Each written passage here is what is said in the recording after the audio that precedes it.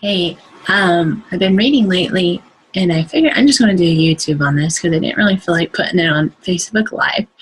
Um, but I'm reading in Daniel 3, and I just wanted to share some of my thoughts on this chapter. So you can get your phone or your Bible, and I've been reading them both. I have a New King James Version Bible, but I'm also going to be reading some of the Amplified. And I'm just going to read through this and share some of my thoughts that came while I was reading this. And I think I'm just going to call these things babblings with Brittany. So if you want to continue watching, go ahead. I'm just going to share some things that stood out to me. So in Daniel 3, and I started reading this chapter through a Christian-based success book. And it was actually bringing up the purpose of having friends to go through the fire with. And it gave the whole chapter to read through the whole chapter, and so that's what I started doing. So I'm just going to start reading through here. I'm mostly just going to try to highlight some of the things that I highlighted. Otherwise, it's just going to be really long. So in Daniel 3 is when Nebuchadnezzar has built his statue for himself, and is commanding everyone that they need to bow down when they hear the bagpipes and the dulcimer and all these things, that they are to, whomever does not fall down and worship shall immediately be thrown into the midst of the furnace of blazing fire. And again, these are my thoughts, okay? And when I started reading this, and yesterday and today, one of the first things that came to my mind is, he is the one who built this statue of himself. And I've really learned lately that even these bad people that we can point fingers at and say, yes, they were totally wrong, blah, blah, we need to start realizing some of these people parallel with ourselves. And this was a very convicting thought to me, because we build these statues and these towers, and honestly, at times, and we may not admit it, but we want people to worship these things, and that are not to be our preferences, the things that we are convicted about, or that we see things in different ways. Those are all ways that we build our statues. And when I got to verse 6, whoever does not fall down and worship shall immediately be thrown into the midst of the furnace of blazing fire. So many of us have really been dealing with I've really been thinking about critical and condemning spirits lately. And this is what came to mind. When people do not fit in our boxes, or they're outside of our box, or they think differently than we do, or have different preferences about movies, about dressing, dressing, music, all those preferences. But we can immediately just put walls up and go, well, they're different than me in that area, so we'll just keep some distance here.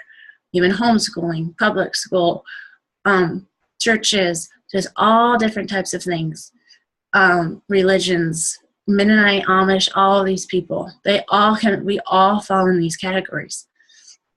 And as soon as, like I said, when someone maybe disagree or something is brought up, we immediately want to cast fire at them, honestly, because we need to realize that our words are truly powerful, and they can hurt and burn people.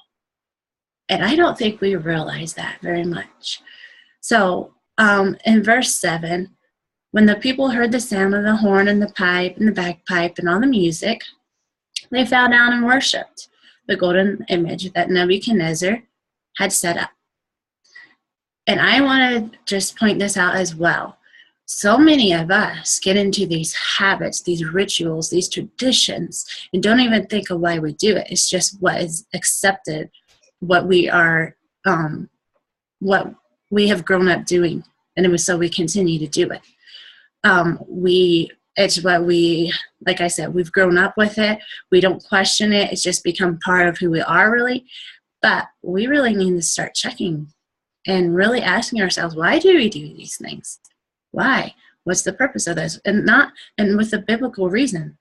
why do we do this? Why do we pray before we eat? Or, why do we dress the way we do? Why do we listen to this type of music and not? Or just all kinds of things. Why do we homeschool? Why do we not?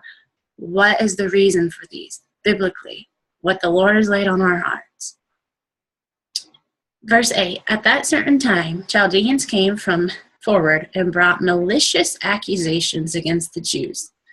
This is Amplified Version here. Does not say that in New King James. It just says accused the Jews, okay? But I looked at malicious accusations. And I wanted to read this to you. Malicious means ill will, increasing the guilt of certain offenses. How often do people, and I'm not trying to point fingers here, I'm trying to make us understand how much we do this and don't realize it. How often do we point things out in other people, criticize other people, condemn other people, and do it in a prideful, arrogant way that we have every right to do that because we're right where we belong. I mean, we're right standing. And it's meant to be taken ill-willly toward that person, or to, like it says, to bring about guilt on a certain issue, or to make them feel guilty or bad. And I just thought, this is what people did against the Jews, which, as we know, is Shadrach, Meshach, and Abednego. That's what they did with these. And I just thought that's very convicting. It's a very convicting thought. They said to King Nebuchadnezzar, O king, live forever. You, O king, have made a decree that everyone who hears the sound and all the music, and I'm going to skim through here, but whoever does not fall down and worship shall be thrown into the midst of the blazing fire. Again, for us, how many times that is it that when someone doesn't fit inside that box, or do what we think they should, or what we think is acceptable, or they're just outside the box, do we start like flaming that fire of that's not right? What do you think they're doing? Fizz it up. And just this hover of ill will, of maliciousness. There are certain Jews whom you have appointed over the administration. This also caught my attention. They were appointed over the administration. They were high-ranking officers here. These Jewish God-fearing men were in a place of governing. And I'm going to honestly have a feeling to say they weren't poor either. And a lot of this really just stood out to me because we as a church minimize and criticize so much junk. Just going to be blunt. These were God-fearing men who were in authority and were not poor. They were rich, and they were in probably very comfortable circumstances. And these men started accusing them. They pay no attention to you. They do not serve your gods or worship the golden image which you have set up. Nebuchadnezzar was in a furious rage, gave a command to bring Shadrach, Meshach, and Abednego, and these men were brought before the king. Okay, I needed to get some water. So he was enraged that they would go against him. And sometimes I believe we feel that way against people with different preferences than us. And we may not say that. We may not say, well, I'm not angry, but we can let it crawl under our skin and really get to us. And I guess I'm wanting to point that out here. This is King Nebuchadnezzar, guys. This is a man who was far from God, a wicked ruler. Do we want to be known and have the same traits as that? It's like, it was very convicting to me. It was like, no, I don't. I do not. So, in verse 14, now I'm going to kind of skip back to my other Bible because I have it highlighted. Is it true that you did not serve my God, serve my gods, or worship the image which I have set up?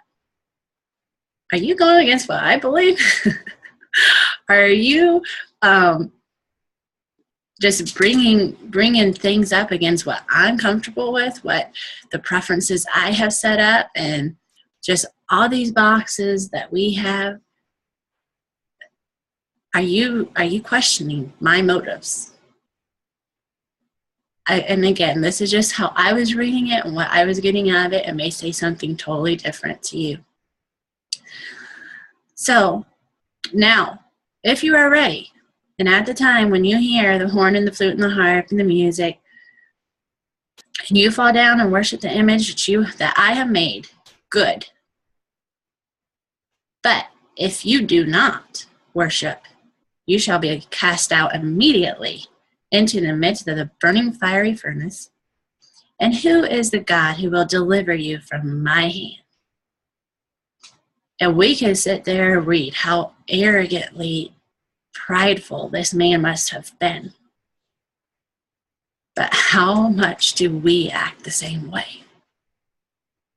Well, if they don't like what I do, then they scat with them. Well, if they don't prefer that, well, then goodbye. Just how ill-willed we are toward people, even in our church. It's like very, very convicting to me. And I'll just leave it at that right there. Verse 16. Shadrach, Meshach, and Abednego answered and said to the king, O Nebuchadnezzar, we have no need to answer you in this matter. This also came up to me because in my vocation, and yes, I'm bringing it back to this, I've learned a lot on this journey. People will not understand you. You're going to be outside their box. They're going to think you have the wrong motives and intentions. And the thing is, I really like this. I highlighted this in my Bible. We have no need to answer you in this matter. They were right before God. They were right where God wanted them to be. Was it an easy place? No. That's where God calls those who are his. He doesn't call them on an easy path always. And it's not. Some things, just like on this journey I'm in, this has been one of the most self-examining, truly seeing who I am inside and who he's refining me into type of a thing. It is a refining process and bringing out things that you had no idea was even in there. But other people aren't going to understand that. And that's okay. You do not need to answer them in this matter when you are right with God. When you're outside of their box, outside their thinking, outside their preferences. Now, does this mean that we're arrogant? No, that's not what I'm saying. I'm saying we need to show grace. And again, these are just things that were popping out to me in this passage. Again, it may not resonate with you at all, but just things that were on my mind. Verse 17, if this is the case, our God whom we serve is able to deliver us. Meaning we're right standing with him. We know what we're doing is where he wants us to be, even though we could lose our life over this and be burned for it, literally burned. He will deliver us. And I'll be honest, lately, I think one thing that really resonated with me, lately I felt like I've been in a fire. I feel like I have been just tortured and confused and, Lord, what are you calling me to right now? He is able to deliver us from the burning fiery furnace, and he will deliver us from your hand. He won't just deliver us from this burning fire. He'll deliver them from the king himself, the one with all this pride and arrogance and statutes and preferences and opinions and all of these things. He will deliver them from that. 18, and I highlighted this too. But if he does not deliver us, let it be known to you, O king, that we do not serve your gods, nor will we worship the golden image which you have set up. Again, just a thing of, they were bold and confident. They did not waver. They knew where they were in Christ, and they could withstand a king, an entire king over all these nations. And I'm going to get to this part. they withstood him, not in pride. It was a confidence that only they got in God, and in that right consciousness of being right with God, that they could be confident. And I want to go back to verse 7. When all the people heard the sound of the horn and all this, all the people, nations, and languages fell down. And I want to hop back to that real quickly. When we're talking about all these boxes we have seen to get in, honestly, unintentionally, but all these boxes that have gone from church religions, from tradition to just the way we've grown up, nationalities, just all of from tongues and nations and people and languages, they all were, it was known to them what was expected, and just what's the word I'm looking, what was expected of them, and just how they were supposed to do things. It was not just in one language.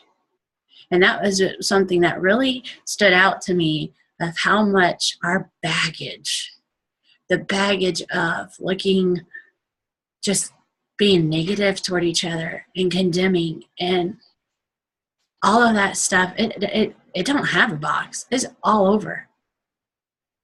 And yet we have it in our own different types of languages. It's all in our different types of preferences.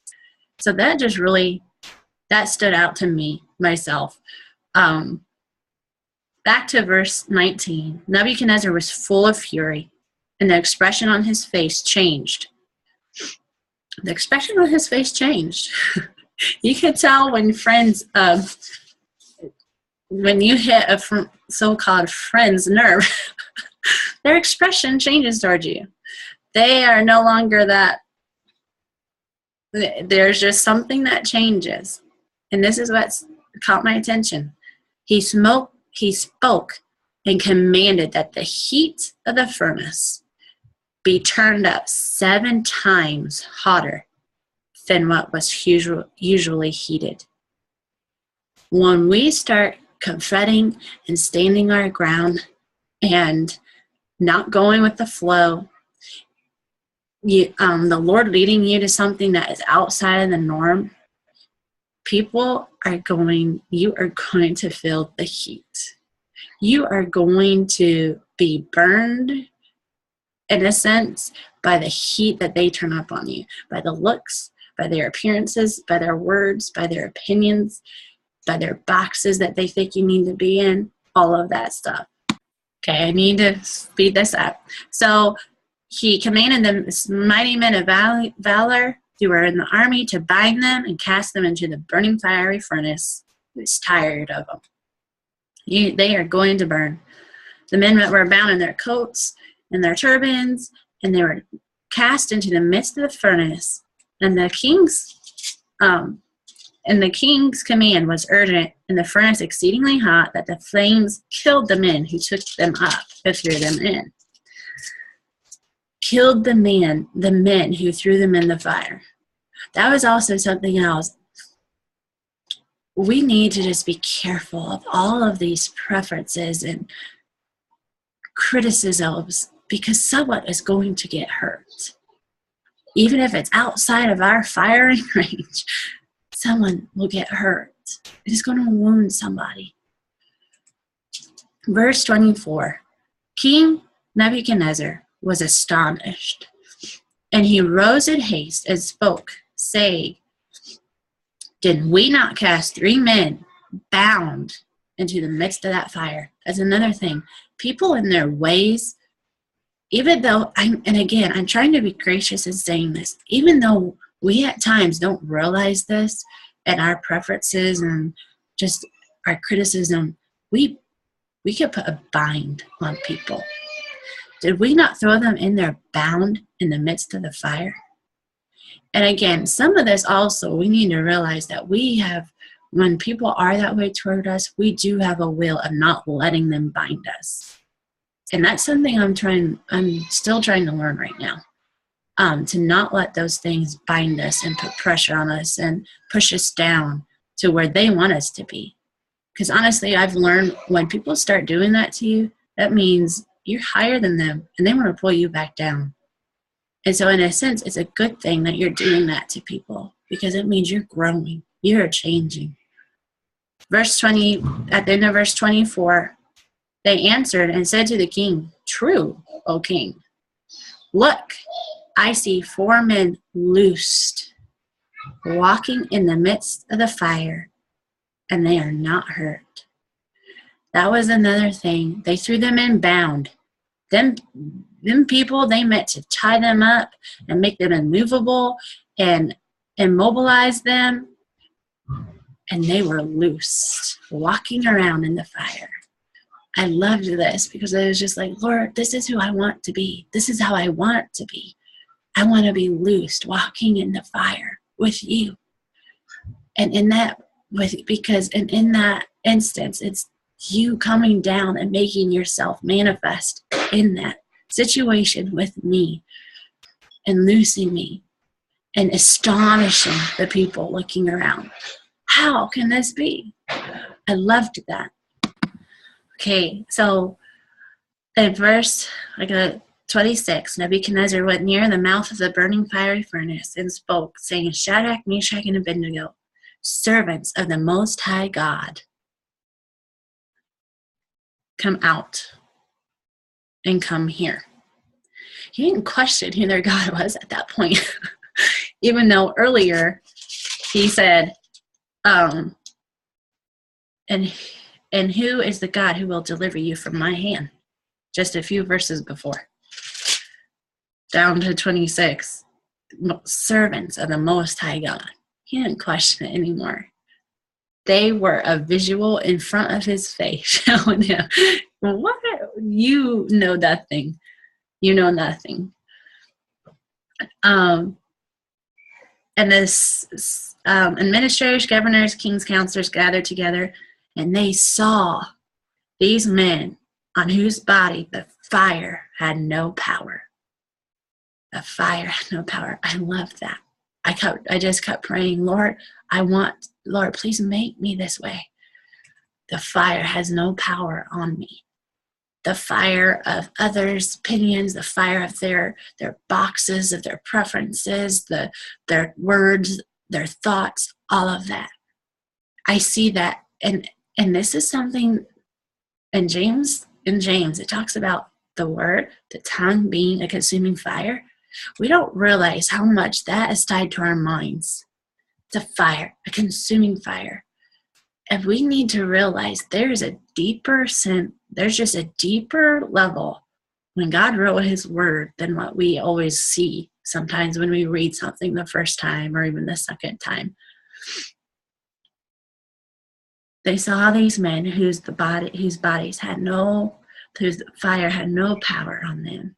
Their hair and their head was not singed, nor were their garments affected, and the smell of fire was not on them. I like it in the Amplified. It says, "Blessed be the God of Shadrach, Meshach, and Abednego, who sent his angel and rescued his servants who believed in, trusted, and relied on him. They violated the king's command." They violated the king's command and surrendered their bodies rather than serve or worship any god except their own God. They violated those around them. Violated. I just want to point it out. The violated term is an amplified version. In King James, it says frustrated, the king's word. I like the word violated much better. Violated means fail to comply with a rule or to fail to respect or treat someone with disrespect or irreverence. That is the word that's the word violated. And we need to fail to comply with all of those fires that people may have around us, toward us, just even sometimes it's not even toward us. Sometimes they have them so much they don't even realize it.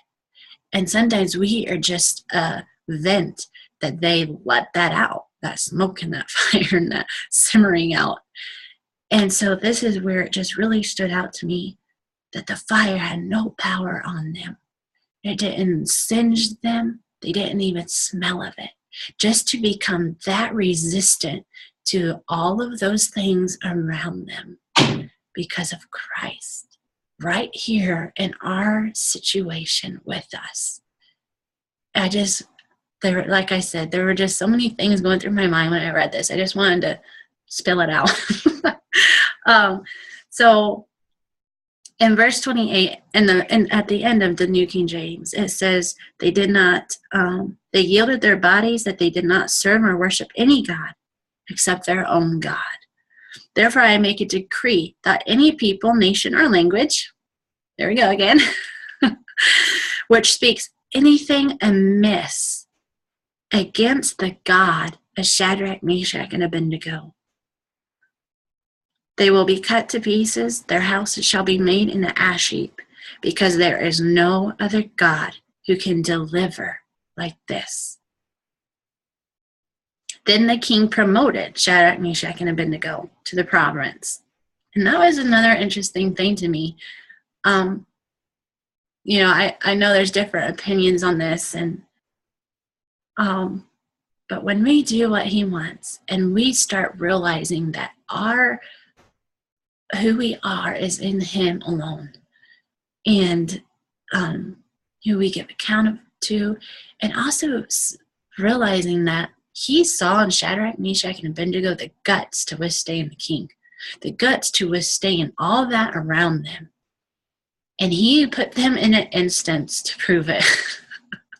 I'm talking to myself here. It was not easy. They were tried in a fire to bring that out in them. And that was another thing the Lord's really been working on me on, that it is in the fire that we are truly being made into more of who he wants us to be. And it is not always easy. It is not fun. It is not, there are times where you're like, Lord, what are you wanting me? What are you calling in me here? There's there are questions sometimes. But I really liked some of that. It says in the Amplified, the king caused Shadrach, Meshach, and Abednego to prosper in the province of Babylon. I think that's another thing. We as the church or Christians seem to have this idea that riches and prosperity and all these things are bad. Those are for charismatic people, but it's not. They wasn't just handed prosperity. They had to develop themselves, refine themselves in Christ, and they were promoted. And that was just another thing that just stood out to me in that. So I'll wind it down there, because there was more in the next chapter, but I don't want to draw it out. But that was just some of what I've been reading, and I just wanted to share it, kind of let it out, just let it out of me. Like I said, I do these videos for myself, so I can go back and say, oh, yeah, I remember when he showed me that, or I need to hear that again 2 years down the road from now. So, again, hopefully that was maybe just of some help to you, and I'll talk to you later at some point.